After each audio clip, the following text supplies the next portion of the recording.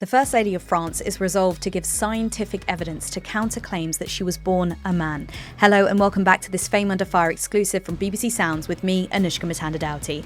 Emmanuel and Brigitte Macron's lawyer, Tom Clare, and corporate investigator Daniel Nardello are here. They say they're ready to provide evidence that proves Brigitte Macron, the First Lady of France, was born a woman and not a man. Now, if you're thinking right now, I didn't even know that was up for debate, buckle up and let me bring you up to speed. As always, if you've got questions, send them to me on social media or on WhatsApp at +44 330 678 114. That's +44 330 678 114. And don't forget to subscribe to the BBC Sounds YouTube channel so you never miss an episode. Since March 2024, US podcaster and political commentator Candace Owens has had a message for her followers. There is an overwhelming amount of evidence, and Emmanuel Macron is married to a biological male. Now, she said this is something she was willing to stake her entire professional reputation on. You are officially a very goofy man, Brigitte. But I gotta give it to you, you've definitely got balls. The Macrons categorically deny the claims, calling them outlandish, defamatory and far-fetched fictions. Now, Candace Owens isn't the first person to say this. French journalist Xavier Poussard wrote a book called Becoming Brigitte. In it, he says that she is actually her brother, Jean-Michel Trogneux. In December 2021, social media voices Amandine Roy and Natasha Ray did a now-deleted 40-minute YouTube video on the topic. The Macrons won a 2024 defamation case against Roy and Ray in France, but in July 2025, the ruling was overturned on appeal. Now, this wasn't because they ruled that the claims were true, but because the judges said they were made in good faith and therefore did not constitute defamation given the importance of freedom of expression in France. The Macrons are appealing the ruling. But Candace Owens, who has nearly 5 million subscribers on YouTube, took this theory and made it viral. And over time, it's definitely got more layered. As we unpack the story of Brigitte and Emmanuel, you are going to notice some strange recurring themes. That scandals related to pedophilia and transgenderism, incest, and sexual perversion, the size of Brigitte's hands. And again, I'm not trying to be mean, guys. We're just taking a look at everything. The sheer size of Brigitte's hands, the one thing that you can't operate on, right? Videos like this have 1.8 million views, over 6,000 shares and nearly 115,000 likes. In July, she posted a TikTok with lots of photos of Brigitte. The caption says, "I'm onto you, Brigitte." One of the photos is Brigitte in a swimming costume. The camera slowly pans in. That video has 14.5 million views. You are the alleged first lady, first man of France. In July, she claimed she had had a phone call from the White House, that Emmanuel Macron had taken President Donald Trump aside and asked him to intervene to stop her. Emmanuel Macron is holding up negotiations to end the Russian and Ukrainian war. Unless you stop speaking about his wife. Later that month, the Macrons sued Owens and her company in the United States, Delaware to be exact. Joining me now is the Macrons' lawyer, Tom Clare, and also Dan Nardello, who's the executive chairman of Nardello, a corporate investigating firm. His company works on behalf of private citizens and businesses to gather information about a person or a company. Hi, Dan. Hello. Nice to be here. Hi, Tom. Hi there. Thanks for having me on. So we've just run our listeners through this story in a very quick space of time. So some of them are going to be like, what on earth is going on? Tom, I want to start with you and play you this clip. I believe that Emmanuel Macron is a homosexual man that was groomed from his youth. I believe the individual who groomed him is now his wife. I believe that his wife was born Jean-Michel Trogneux and transitioned in his early 30s. And I believe that the entire state is colluding to protect that secret. And like I said, I would stake my entire professional career on all of those points, you guys. Tom, there's kind of a potted run through of Candace's different theories about the Macrons. What are your clients' response to this, first of all? Well, it's provably false, is the short version of it. And I mean, it's obviously upsetting and offensive to have false things said about you, but this is someone with a significant audience who has done this and said these falsehoods over an extended period of time after being warned that they were false. And, it's obviously upsetting. These folks are obviously very important on the world stage, but they are also human beings, and it is offensive and hurtful to them to be accused of effectively criminal actions and conspiring to lie to the world about their identities, their relationship, and their professional lives. And you talk about them there being an important players on the world stage. I mean, those type of figures have to be used to being spoken about, having things said about them that they feel are untrue. Why file this? Do you feel like it's crediting it with something that if you hadn't have filed this civil lawsuit, it wouldn't have?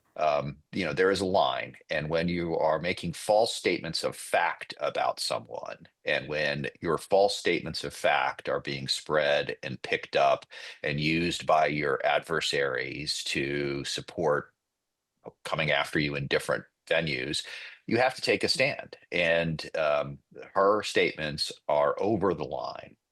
uh, this was not a step that they took lightly. Candace didn't go on her podcast and make these statements once, and then the President, Mrs. Macron, filed the lawsuit.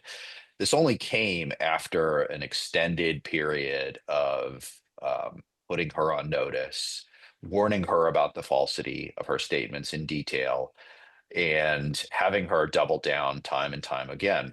And the one other point that I would make is, she has got a significant audience. People listen to her, not just her many listeners on her podcast, but you start to see mainstream media, credible news outlets that actually cite her in reporting on this false story. And these falsehoods are like a cancer. They metastasize into the mainstream media. And so it might be easy for someone to think, well, why would you, go after a podcaster if you're the president and first lady of France? But it's really very dangerous how these falsehoods can get into the bloodstream of the media, and then people report on it as true because Candace has said it. And so we had to go to the root, and the root was Candace. And you say that these claims are provably false. What is that proof? We are the plaintiffs in the case, and we're going to have the burden of proving falsity. And we're going to have the testimony of the two plaintiffs, President and Mrs. Macron. There will be expert testimony that will come out, that will be scientific in nature, that will also demonstrate the falsity of the statements. And obviously, it's incredibly intrusive for this family to have to go into open court and present this evidence. But that should just demonstrate how serious they are about it, how confident they are in their ability to prove it as false in a public forum, and how they want to put this falsehood to rest once and for all. That's the first time we've heard about expert testimony. Is this going to be expert testimony that's scientific in nature, speaking generically, or is this going to be expert testimony from an expert who's spent time with Brigitte Macron? I think it's not ready to reveal all of our strategy as it relates to presenting expert testimony, but I would just say that it will, we're prepared to demonstrate fully, both generically and specifically, that what she's saying about Brigitte Macron is false. We would not be here if we were not prepared to undertake that burden. And so for our listeners right now, who are some of them quite legal nerds really getting into this, they're used to these civil lawsuits. They read it, they have the factual allegations, and they understand that with this. There's a other half of this civil lawsuit, and that's Dan, that's your work. There's an investigation that's running alongside this. You're investigating Candace Owens. How did you begin investigating Candace? Where did you start? We wanted to build a profile of who the adversary was, who Candace Owens was. So we looked at her network, her relationships. We did an analysis of that and confined ourselves, certainly up until this point, in open sources. Haven't gone out and spoken to anybody, although that's perfectly appropriate in the right context. And we did our work in English, in French, in Russian, and some of it in Italian, because some of her network extends into Italy. And part of what you flesh out in your investigation is what you might term motive. Motive for what you say is an attack on the Macrons. Can you tell me a little bit about Candace's motive from your perspective? I'm not sure if it's motive, but I can tell you what we found. We found connections strong connections between Owens and the French far right, and also connections to Reform and Nigel Farage in England. And you say you found these connections. I'm going to focus in there on the connections with the political opponents of Macron in France. What's the proof of those connections? What are you basing that on? Well, there's public statements by Owens. They follow each other on social media. They appeared together at conferences at CPAC, for instance, with Marion Maréchal, who's on, to the right of Le Pen, her niece, but to the right of Le Pen, and more the sort of custodian of Jean-Marie Le Pen's heritage. Owens was the keynote speaker at a conference that Maréchal and her people organized. To weaker leaders like Emmanuel Macron, Justin Trudeau, Angela Merkel, the list goes on, the future belongs to globalists and not patriots. Ladies and gentlemen, without question, we are in the midst of an ideological war, a war for the spirit of our nations. Tom, is the legal theory then that, I'm going to use the word motive with you, the motive that Candace had was she was aligned with political opponents and therefore it works to her ideology to discredit the Macrons, and that is why she's pushing this? First, sort of from the technical legal perspective, in a civil defamation suit, we do not have to prove motive. It doesn't matter why she is doing this or what's motivating her. What we have to demonstrate is that she made false statements of fact with reckless disregard for the truth and it caused damage. That's it. However, when you try a case in front of a jury, in front of real human beings, that they want to understand a texture about what's going on here. What's the story? Why would people act in such a seemingly irrational way? People want to try to make sense of it because her statements and her comments and her actions, especially after being warned repeatedly that this is false and continuing to double down and even go more extreme. And so just as part of the trial advocacy, as part of the art of persuasion of real human beings, it's useful to be able to tell a story about what motivates her, who her connections are. It is part of the texture of the storytelling that we're going to want to do. And all effective trial lawyers weave a story, a narrative about what happened. And that's where Dan's work is really so vital to our case. Even if it's not legally required, it is going to make it much more persuasive to both the jurors and to the people of the world who are going to be watching this case as to why somebody would behave in this manner. I was going to ask that because obviously you're going to try this in front of a jury, but in this day and age, people watch these cases. People are really engaged in this. When you were putting it together and asking Dan to help, was there an element of this of, well, we hope the public reads this? This is the platform that the Macrons have to give their side of the story. Well, there certainly is that element of it, right? This is a public proceeding, and it's important that this be done in public because one of the things that President and Mrs. Macron get out of filing this lawsuit is they get an opportunity to disprove it in a public forum. And regardless of how much money the jury awards, having a jury verdict that says, we've heard all the evidence and we find this statement to be false and defamatory, that has enormous value to them, as well as being able to shoulder the burden of proof and be able to prove to the world that's watching, as you said, all the different ways that this is wrong. And so it is a forum for them to get the truth out while they can hold her accountable for her lies.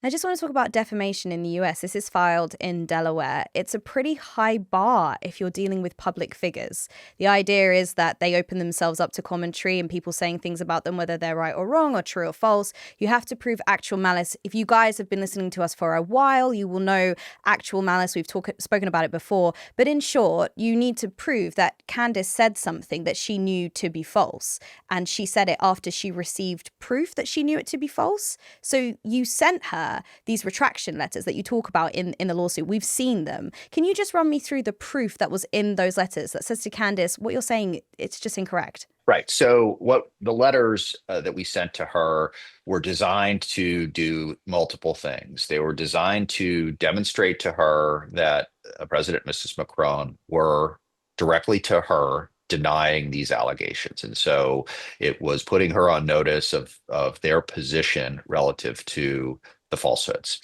It was also pointing Candace to things that we already knew Candace had seen, earlier sources that we know she had relied upon and cited, and that she was claiming were the foundation of some of her work that point in exactly the opposite direction. And what she chose to do was to take those sources and cherry pick the pieces that supported what she wanted to say about the Macrons and ignored the parts that cut against them. And even some of the sources that she cited didn't believe and said that these things were false. And so it was laying all of that out for her, and giving her an opportunity to do the right thing and stop saying this. And if she had done that, I'm not sure that the lawsuit would have been filed. But you talked about the legal standard. The legal standard is reckless disregard for the truth. And how do you prove recklessness? Right? You can't get in somebody's head. And the Supreme Court of the United States has recognized that no defendant gets up and raises their right hand and swears to tell the truth and say, "Yep, I knew it was false when I published it." And so what we have to do is we have to show the jury that she had a narrative, that she disregarded things that didn't fit with that narrative, and she adopted the things that she wanted to. And we have a written record of doing it. And that's where those pre-publication letters are so important. And that I would also add, the same is true for what she's done after the lawsuit was filed. A letter is a letter, right? We put her on notice, we gave her a warning, she continued to double down, she continued to make the false statements.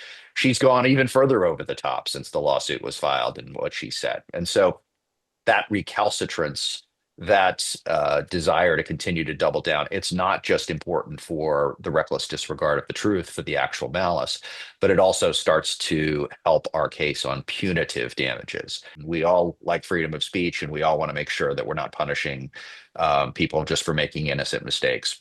But once you send these letters, and once you uh, have them slammed back in your face and made fun of, and once you file a lawsuit and people double down, judges and juries look at that materially differently. You touched on it there, but what is some of the actual proof in detail that you gave to Candace that proves that Brigitte Macron was born a biological woman? We don't have to lay out evidence in our letter. It is enough from a legal standpoint to deny it and to point to the facts in the public domain that demonstrate that this is false. And that's what the letter has done. So, like, for example, the scientific proof that I talked about earlier, that comes at a later stage. We don't have to put that in our letter. All we have to do is put her on notice of the falsity of her statements. And that's really the purpose of the letter. It is not intended to be a fulsome exposition of the evidence. But, for example, we cite in our letters the other news accounts that we know she was relying on because she herself cited them. Yeah, and you're talking there about the Daily Mail article that was claimed to debunk this theory, right? And Candace speaks about this, and she says there's no debunking going on in that article. And what you have in there is the journalists say they spoke to residents of where Brigitte was brought up, and they spoke about her being a little girl and getting like silver bracelets from her family. But Candace said in response to that, "You want me to take the Daily Mail seriously?" She said they're an unreliable source. So why shouldn't she question that journalism? Why should she take that as rote? Why can't she continue to pursue this theory that she has as a, quote, independent journalist? She's certainly entitled to pursue it if she wants to, but that's a choice that she makes, to ignore the facts that cut against her theory. And she doesn't. It just, even in the clip that you just played for your viewers, right? She is staking her professional reputation on these things being true. So from a legal perspective, what she has done is not just investigated this and laid out the pros and cons and the evidence, but she has said, I have reached this conclusion, and that's where it lapses over into defamation. The law says that if you're going to make those allegations, you have to have proof. You have to have some proof. And the more far-fetched, or in the words of the legal parlance, the more inherently implausible they are, that you need to have some evidence for it. But in the assessment of her as a journalist there, she says she's an independent journalist. Why can't she just turn around and say, this is an actual malice. I'm not doing this to hurt them. I mean, look, journalism has standards. Journalism has professional rigor associated with it. There are methodological standards, there are ethical standards, there are procedural standards to try to get the truth. If she is going to wrap herself in the mantle of journalism, she needs to follow those things. And if she deviates from them, that is additional evidence that she's acting with reckless disregard. But you don't have to look any further than her merchandising this falsehood. She's selling T-shirts mocking the Macrons. How many responsible journalists do that? And this is a commercial venture for her. It is designed to bring an audience and to add clicks and to gain attention for herself and for her platform. This is not journalism. That's not informing the public. And from a legal perspective, that's what our founding fathers in the United States recognized that defamation is for. It's the reason why we have it. And look, before you filed this lawsuit, you sent these letters to Candace trying to get her to stop making these claims on her podcast. She said publicly what it would take for her to stop saying this. We were asking for photos from a 30-year period of Brigitte's life. We were not asking for blood. We were asking for simple answer, yes or no. Could you show us some photos of you raising your alleged children? They failed to produce that. So outside of the bounds of filing the lawsuit, in order to just get this to stop for the Macrons, why not just send those photos? When you're dealing with someone who has not demonstrated a level of responsibility in the way that she handles facts and evidence, handing more evidence to her versus other responsible journalists doesn't make any sense. And so we are prepared to supply all of those materials, but we're just going to do it in open court where there are rules, where the rules of evidence apply, where there's proof, and where it can be done publicly in a way that people will see how it's presented. So to be clear, it's not that that proof doesn't exist. You have those pictures, you have that evidence that Candace has been asking for this whole time, but you're going to submit it in open court. Pictures of Brigitte, perhaps pregnant, raising her children. This is the stuff Candace has asked for. That all exists. It all exists, and they're all materials that we intend to present in court so everybody can see, and in a forum where there are rules and where there are standards. Now, Candace has responded to the lawsuit. Candace Owens' legal team have filed a motion to dismiss the lawsuit because it was filed in Delaware. They claim that court has no jurisdiction over Candace. She doesn't live there or work there, and attending that court would, she say, cause her substantial financial and operational hardship. Why file in Delaware? Delaware is got a well-developed body of defamation law, and Candace and her business ventures have chosen to avail themselves of the privileges of being Delaware business entities. And so it didn't cause her a hardship to take advantage of Delaware law when she was setting up her business empire, and then turn around and say, oh, well, I'm surprised and shocked that I would be hailed into court in Delaware. Obviously, President and Mrs Macron do not live in the United States. There is no reason why they should have to travel any further than they need to in order to pursue it. And Delaware has a well-developed body of defamation law, and there's jurisdiction over Candace, and we trust the men and women of Delaware to adjudicate this dispute fairly and accurately. Would you be willing to refile in Tennessee? She says this is going to cause her financial damage and maybe she wouldn't be able to defend herself because of that. Would you be willing to refile? Look, if a court says we need to file in Tennessee, we'll take the fight to Tennessee. But that is not, I do not anticipate that happening. The thing for me that is the most telling about her motion to dismiss is just the sharp disconnect between what she says in her papers and what she said to her audience after the lawsuit was filed. Repeatedly. The only thing she has said since the lawsuit was filed is effectively, bring it on. I can't wait to get into court. I can't wait to pursue discovery. President and Mrs. Macron made a huge mistake by picking this fight with me because I am ready to defend myself and what I said on the merits. And I want to take discovery of them. And she even went so far as to say and to predict in a really irresponsible way, that Mrs. Macron was going to fake her own death to avoid the discovery. But instead, she's trying to delay and obfuscate and saying, well, I can't really defend myself. And so it's just another example of what she's saying on her podcast being completely divorced from real life. And I think if I were her listeners, I would be incredibly disappointed with this response. You speak there about discovery. That's discovery for both sides. I mean, this is not a process that leaves much left to the imagination. Your private life is often laid bare. I am assuming the Macrons are well aware of this in terms of their communications and their deposition. They're fully committed to seeing this through.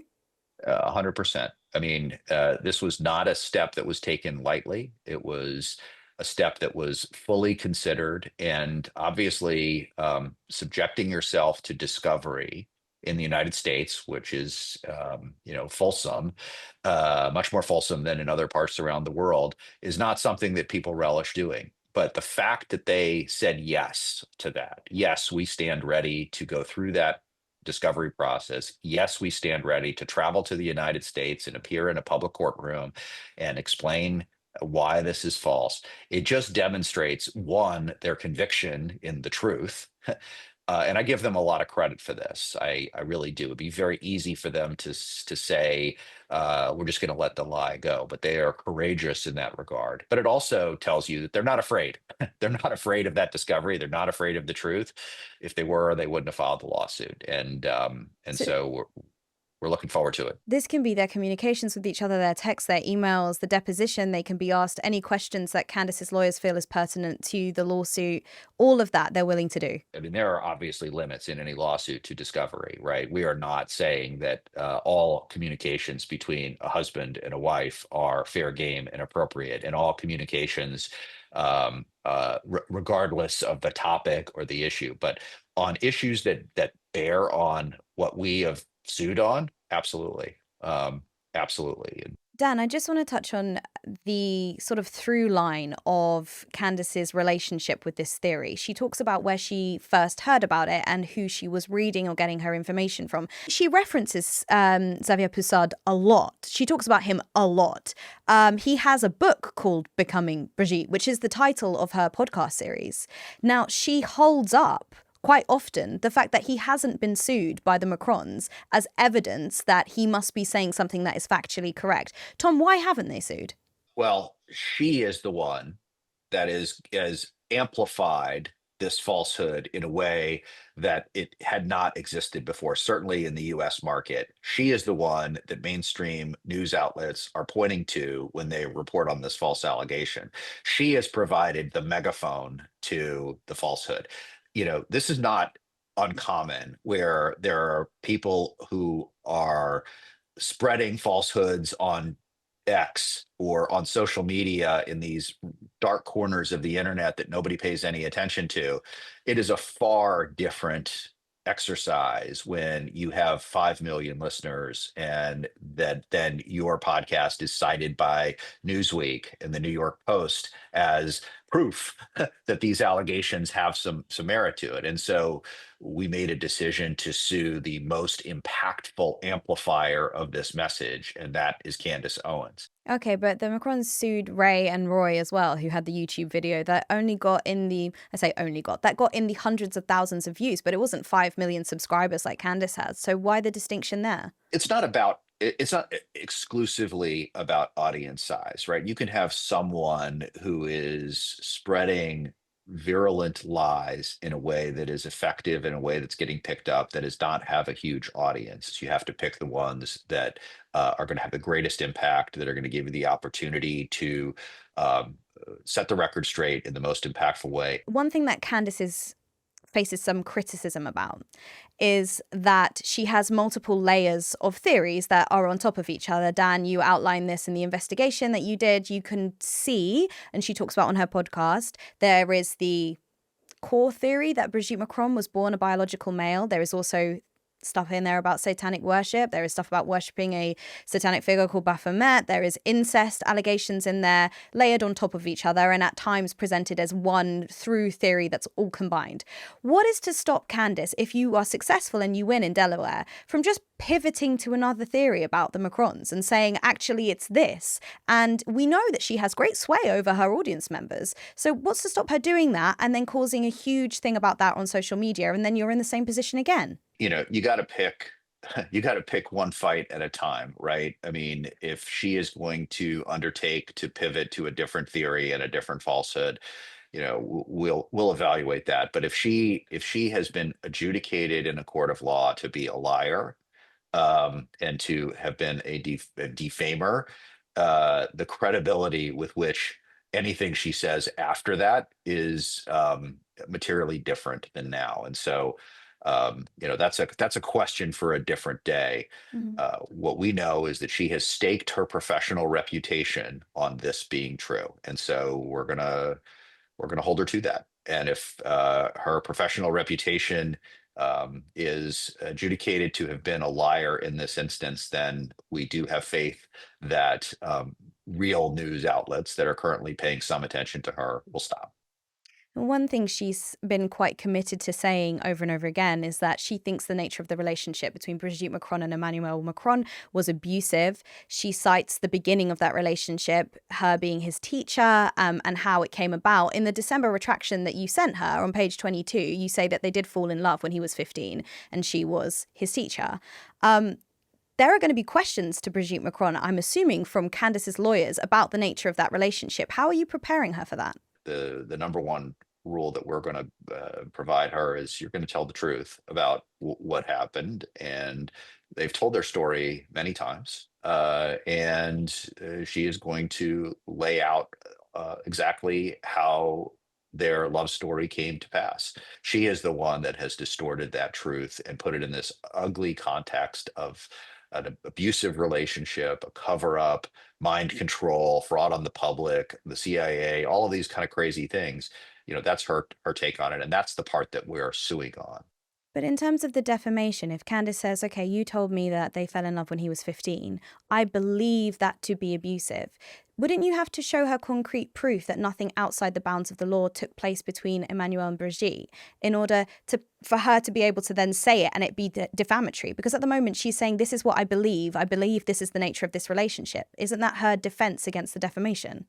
She's entitled to whatever opinions she wants to have about the Macrons, about their relationship, etc. But what she's not allowed to do is to support those opinions with false statements of fact. And those are the things that we've sued on, right?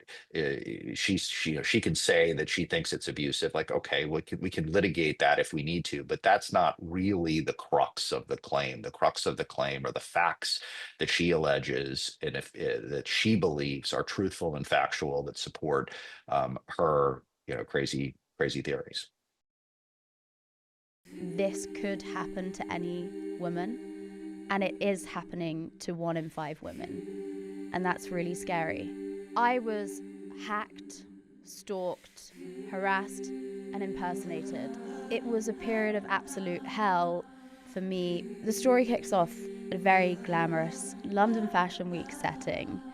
I was getting the coffee. But you were hanging out in this very, very glamorous kind of environment, right? Yeah, I was living the dream. I was clueless and innocent, and it was in this very glamorous London Fashion Week setting where I was an intern having the time of my life that I met a man who is actually at the center of this story. And I just want to talk now about the people, because there are 3 people central to this. We hear from Candace a lot. She has her own, as we've acknowledged, large platform. But for the Macrons, what was the turning point, or like the straw that broke the camel's back in terms of filing this? Was it a specific thing she said, or cumulative? What was it?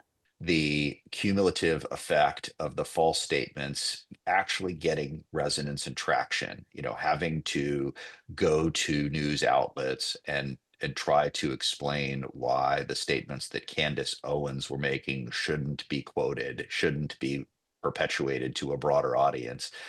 And to the extent that there was a straw that broke the camel's back, it was the response to the demand letter that, gave her a chance to do the right thing, right? Mm. Just, do the right thing. Stop this.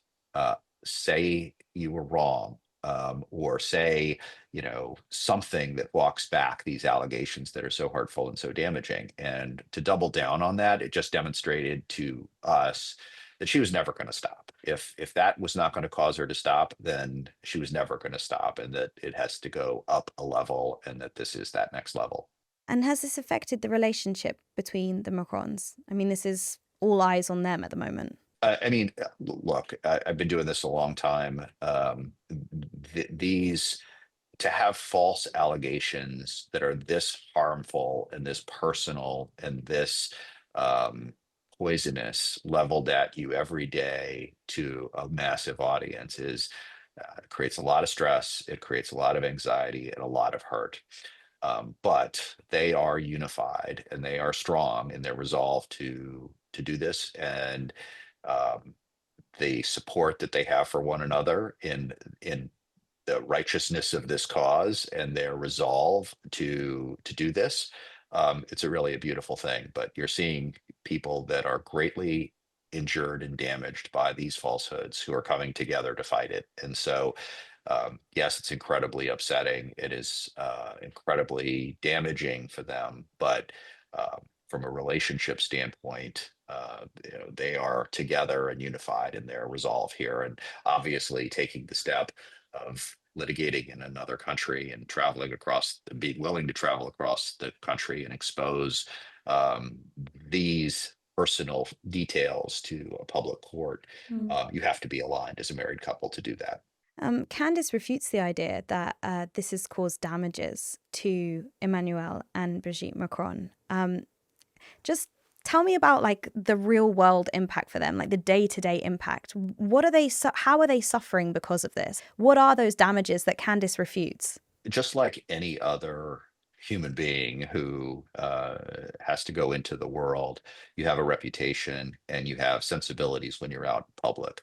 And they get asked about this at events. I mean, imagine going to an event and having a friend or a colleague or somebody you're just meeting for the first time, want to ask you about this, or even somebody who doesn't say something to you about it, right? You walk into a room of 100 people and you have to know that there are people in that room that are wondering, is this true? And what would they say about it? And, can I get up close and personal and see if I can see for myself? All of these things are incredibly upsetting. And so, that's why the law of defamation recognizes that damages in the reputational realm are difficult to quantify, and that's why that's why the law leaves it up to a jury to say what is the reputation worth, what is the emotional harm that's caused by false allegations out there. And it's not always the phone that rings. People call you up and say, I can't believe this. It's going through life, knowing that people believe this, some segment of the population believes this about you when it's false.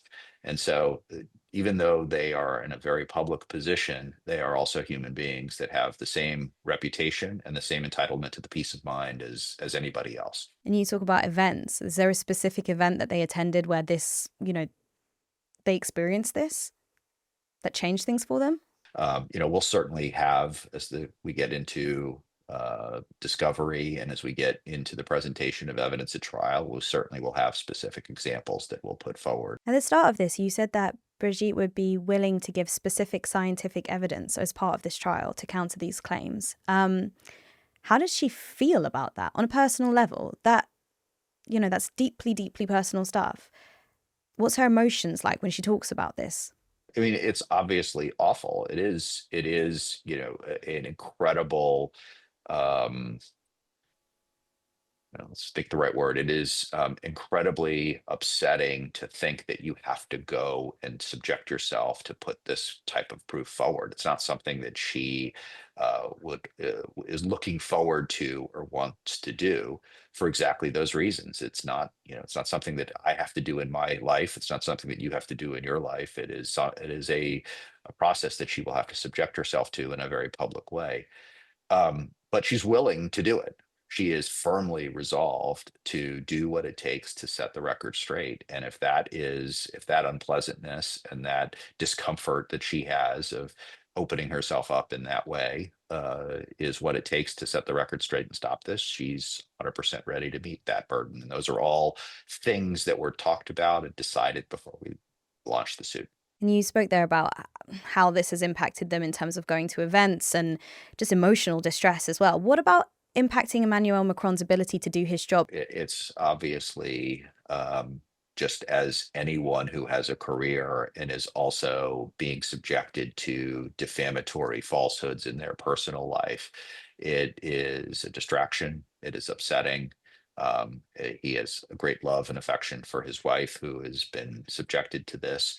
Obviously, I think he's an incredibly talented and capable person who is able to do his job effectively and keep his attention focused on the affairs of state. So I don't want to suggest that it, somehow has thrown him off his game.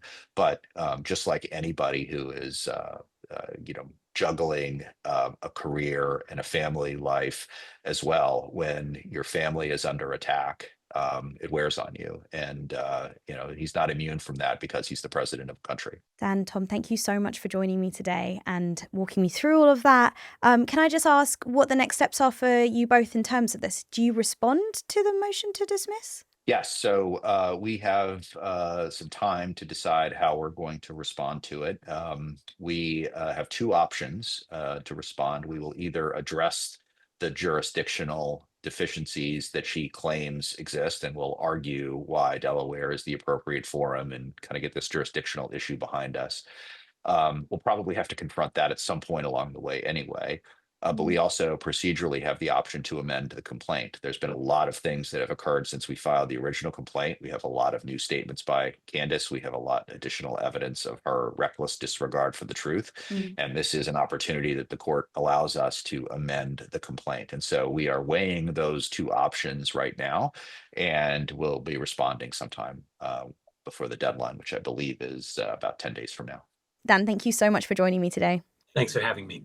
Tom, thank you. It was a real privilege to be here. Thank you so much. That was the Macrons' lawyer, Tom Clare, and Dan Nardello, CEO of Nardello, a corporate investigations firm. We approached Candace Owens' legal team for a comment. We will let you know next week if we get a response. Now, she has previously said that she believes what she is saying is true, and there is nothing more American than free speech and the ability to criticise. Now, don't forget, you can send in your questions to us on WhatsApp at +44 330 678 1114. That's +44 330 678 1114. That's it for this episode of Fame Under Fire from BBC Sounds with me, Anushka Matanda-Dowty. Make sure you subscribe to the BBC Sounds YouTube channel so you never miss an episode.